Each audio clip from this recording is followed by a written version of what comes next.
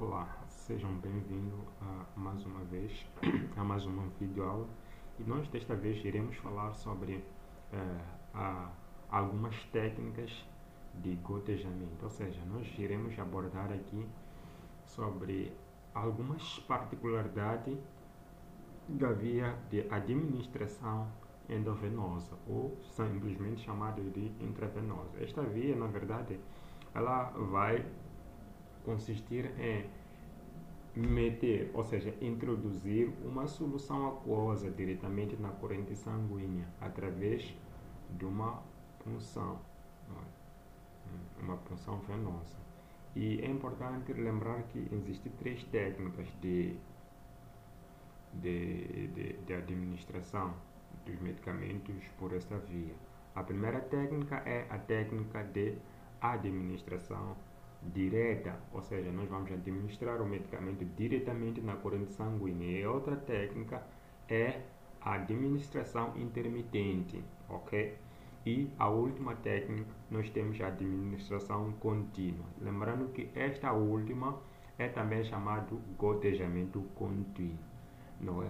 Esse gotejamento contínuo, né, vai ocorrer para administrar medicamentos, ou seja, vai administrar soluções que tenham um volume superior a 500 mililitros. Muito bom. Então, aqui nós temos um conceito muito chave que nós devemos aprender, que é a venoclise. O que é venoclise? É um procedimento no qual introduz-se grandes quantidades de líquidos na circulação sanguínea. Lembrar que este procedimento não só introduz medicamentos, mas também podemos introduzir, podemos fazer a transfusão de sangue através desse procedimento. Não é? E, neste caso, um dos objetivos desse procedimento é de dispersar, seja os medicamentos, ou mesmo diluir alguns eletrólitos ou nutrientes, fazer a reposição ou manter as reservas orgânicas necessárias num dado comportamento celular. Além disso, nós temos a restauração do equilíbrio hidroeletrolítico, ou seja, o equilíbrio ácido-básico. E fora disso, nós também precisamos em algum momento restabelecer o volume sanguíneo, pelo que nós vamos administrar essas soluções por esta via ou por esta técnica. É importante dizer também que para que haja a quantidade, né, administrada, é necessário haver um cálculo correto desse gotejamento. Isto vai permitir com que o técnico ou o profissional de saúde que lá está vai, neste caso, dar a quantidade correta no tempo certo e a um doente certo, cumprindo assim com alguns critérios que nós vimos na aula passada. E o tipo de solução intravenosa a ser administrada, isso vai depender do distúrbio com que este paciente tem, não é? Por exemplo, pode ter uma hiponatremia, pode ter uma hipomagnesemia. Então, nós vamos dar de acordo com o desequilíbrio hidroeletrolítico ou a condição clínica que esse paciente vai nos apresentar. Então, nós temos aqui uma fórmula básica para poder calcular aquilo que é o gotejamento por infusão. Nós vamos sempre administrar na veia. Então, esta fórmula básica nos diz que o número de gotas que nós devemos dar ao paciente deve ser igual ao volume, não é, desta solução em mililitro dividido por tempo e multiplicado por essa constante, que é 3. Ok, podemos ter um exemplo aqui só para classificar aquilo que é a nossa fórmula. Então, nós temos aqui um exemplo, no caso de um soro, não é, de 1,5 litros, está prescrito para passar em 24 horas. Então, querem saber quantas gotas que nós devemos ministrar por cada 1 minuto, não é? Porque nós devemos ministrar essas gotas, ou seja, administrar essas gotas dentro das 24 horas. Então, aqui o clínico quer saber Quantas gotas irá se administrar por cada minuto? Muito bom, é simples. Nós já temos ali o número de gotejamento, que é igual ao o volume, este em mililitros, sobre o tempo, e esse tempo deve ser multiplicado por 3. Ok, o número de gotejamento vai ser igual a... aqui nós temos 1,5 mililitros, 1,5 litros, e esse 1,5 litros vamos dividir pelo número de horas, e esse número de horas vamos multiplicar por 3. Ok? Multiplicando por 3. Então, aqui nós vamos, antes de fazer esse cálculo todo, é importante nós aqui multiplicarmos esse volume por 1000, né? Porque o objetivo aqui de multiplicar por 1000 é transformar este volume em mililitros. Então, há necessidade de nós multiplicarmos por 1000. E chegamos à conclusão que o número de gotejamento vai ser igual a 20,83. E isto nós vamos aproximar por excesso para 21. Neste caso, em cada minuto nós vamos ministrar 21 gotas. Aqui temos também um outro caso clínico que diz o seguinte: o clínico prescreveu o clínico prescreveu a um utente 1 litro, neste caso, de soro dextrosa 5% para percorrer em 8 horas. Como calcular o número de gotas por minuto? Voltemos à fórmula. O número de gotas por minuto vai ser igual ao volume sobre o tempo. E esse tempo nós devemos multiplicar por 3.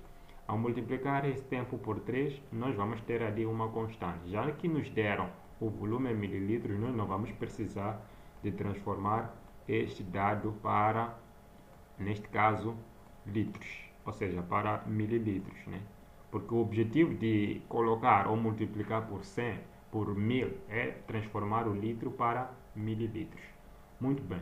E depois aqui nós vamos dividir pelo tempo, que é 8, e depois vamos multiplicar aqui o tempo, não é, por 3, que é uma constante. Neste caso, gotas, o número de gotas que vai ser ministrado vai ser igual a 1000 dividido por... Neste caso, vamos ter 1000 dividido por 24, e este 24, e isto vai nos dar um número mais ou menos equivalente a 41,6. E isto podemos aproximar, vamos dizer, 42 gotas por minuto, que nós vamos ministrar ao nosso paciente. Então, aqui nós temos outro caso clínico que diz que o clínico prescreveu, neste caso ao utente, 500 ml de soro de dextrose a 5%, 17 gotas por minuto.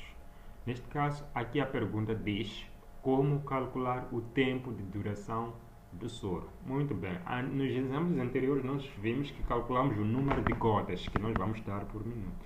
Agora nós queremos calcular o tempo que vai durar para poder ministrar essas gotas. Muito bem, abrindo aqui o quadro, nós vamos resolver essa conta básica. Lembrando que o número de gotas, não é igual ao volume sobre o tempo, e esse tempo devemos multiplicar por uma constante. Agora nós temos aqui o número de gotas, que são 17, e isso vamos ter que igualar ao volume. Ao volume é 500, não é? 500 mililitros sobre o tempo. O tempo não sabemos, é isso que nós estamos a precisar aqui. Então vamos ter isto. Ok, aqui nós vamos ter que levar isto, colocar aqui, não é? E vamos fazer a regra de 3. Isto multiplica aquilo.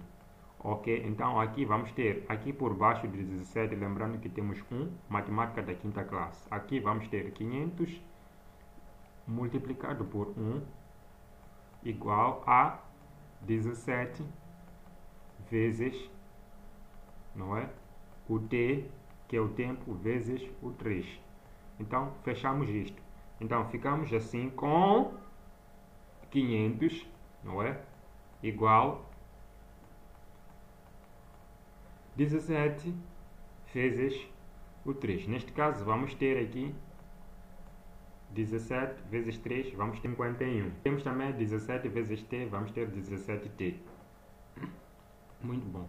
Visto que este procedimento talvez pode vos levar muito tempo para calcular, preferi aqui trazer-vos outro método de calcular o tempo necessário para que haja o gotejamento. Vamos lá.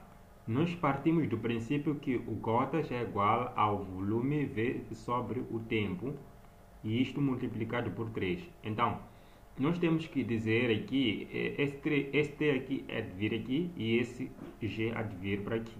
Então, vamos ter tempo é igual ao volume, não é? Sobre o número de gotas vezes o 3. Então, o T, não é, que é necessário, vai ser igual ao volume. O volume é de 500, ok? E vamos ter ali, o número de gotas são 17. E 17 vezes o 3, neste caso. Então, o tempo vai ser igual a 9,8. Isto é aproximadamente igual a 10, não é? A 10. Então, neste caso, vamos ter o 10 minutos. Digo 10 horas. Então, nessas 10 horas, nós temos que converter essas 10 horas que nós encontramos aqui para minuto. Lembrando que uma hora está para 60 minutos. Está para 60 minutos. Uma hora está para 60 minutos. Agora, se nós temos 10 horas, vamos ter quantos minutos? É isso que nós temos que aqui perceber. Então, aqui teremos y, e y vai ser igual a 600 minutos. Então, esse é o número de tempo em minutos que nós vamos ter quando nós formos a fazer o cotejamento dessas neste caso, 17 gotas. Bem, essa maneira de calcular foi uma maneira geral, mas nós podemos ver a maneira muito mais específica que vem lá no vosso manual. Então, o que podemos ver aqui? Nós podemos ver que podemos calcular de forma específica. Nós encontramos 9,8 horas, ok? 9,8 horas corresponde a quantos minutos? Sabendo que uma hora corresponde a exatamente 60 minutos. Então, isto aqui colocando na regra de 3 simples, nós vamos chegar a um resultado. Então, existem alguns dispositivos eletrônicos que são responsáveis, ou seja, que foram feitos para poder controlar o número de gotas que devem ser administrados por minuto. Então, o técnico já não precisa mais fazer aquele cálculo, etc, etc. É só colocar e depois assim o dispositivo fará tudo. É só o técnico programar. Mas esses dispositivos, em algum momento, eles devem ser regulados. Por exemplo, o catéter pode não entrar bem no braço. Então, a calibração ou a regulação deste gotejamento, o técnico ou o profissional de saúde que lá estiver, vai ter que ser responsável no controle preciso deste todo manuseamento. Por exemplo, o controle da infusão, né?